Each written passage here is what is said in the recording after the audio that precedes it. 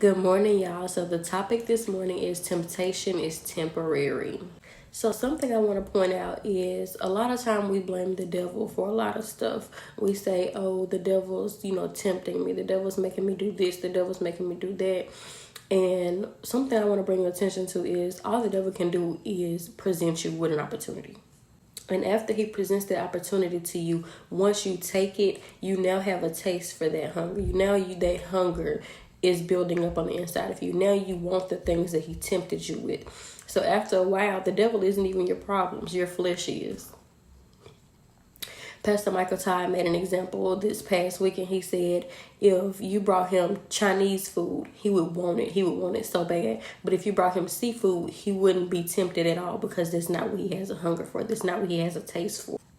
And I came to encourage somebody and came to tell somebody this morning that if you can't deny your flesh, the devil never even has to show up. I do believe that he might tempt you in the beginning. He might be the reason that you fall into some type of temptation. He might be the reason you fall into some type of addiction. But after a while, if you can't deny yourself, if you can't say no to yourself, he doesn't even have to show up. And Psalms 37:39 says, but the salvation of the righteous is of the Lord. He is their strength in the time of trouble.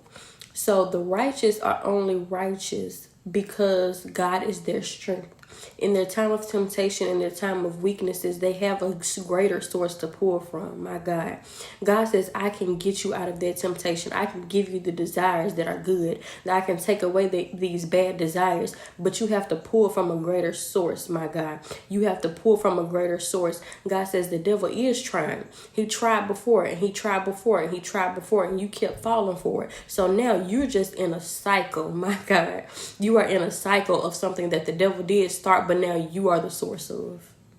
And God always tells us to come to him, to bring our burdens to him. So stop blaming the devil for your disobedience. Just because you won't go to the source, just because you won't tap into a greater source, just because you won't be intentional about finding a way out of this cycle that you're now in, that's disobedience. Now you're willingly doing what the devil put you in.